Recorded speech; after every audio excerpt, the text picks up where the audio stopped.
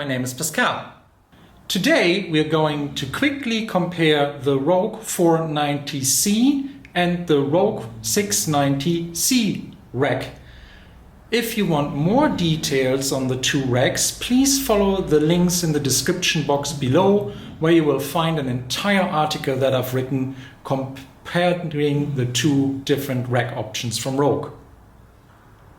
What these two racks have in common is that they both come out of the Monster Lite series. They will also have a color option for you, and they all come in the same height.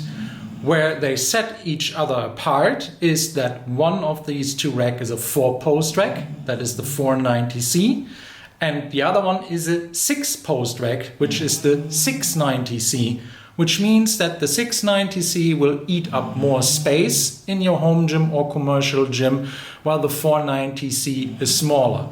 This is also reflected in the entry prices.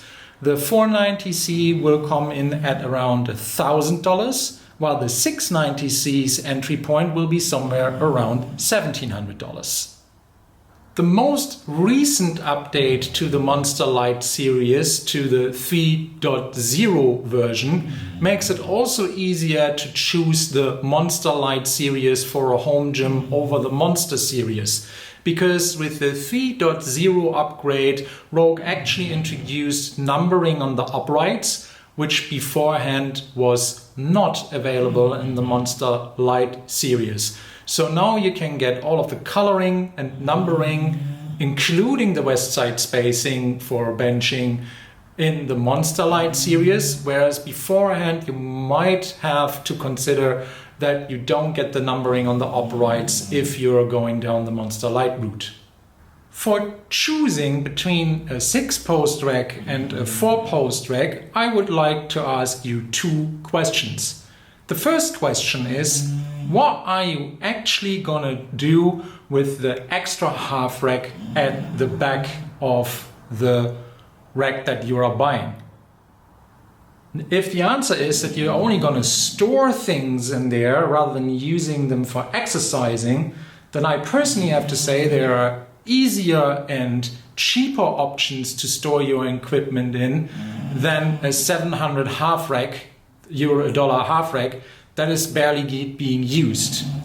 If you also follow different channels here over YouTube that are talking through their purchase decisions of their first rack, they usually will say that they went too big, too bulky, and that they could have done with one size down for everything. So the second question I'd like to ask you is, what could you actually buy from Rogue Fitness if you're saving yourself $700 on the entry of your rack, buying the 490C over the 690C? If you have problems to come up with ideas, here are some for you from my perspective. You could, for example, get the Rogue Ohio Power Bar instead of the Rogue Ohio Bar. You could get the Matchen Bar over the Ohio Bar, or you could upgrade your plates from bumper to flag plates, maybe even get a few calibrated steel plates or the Rogue Deep Dish plates.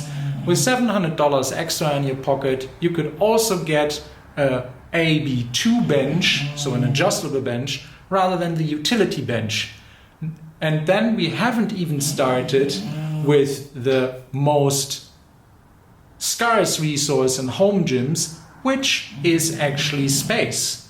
You will save considerable space on a 4-post rack over a 6-post rack, and if you still want to store the plates somewhere on the 4-post rack, don't be alarmed. I have an RM4 set up here myself, and I'm storing all of my plates on the back of the rack, and it doesn't impede my freedom of movement whatsoever during my sessions. Thanks for watching. Please like, subscribe, and tell your friends about my channel. Have a very nice day, and I hope to see you soon. Bye bye.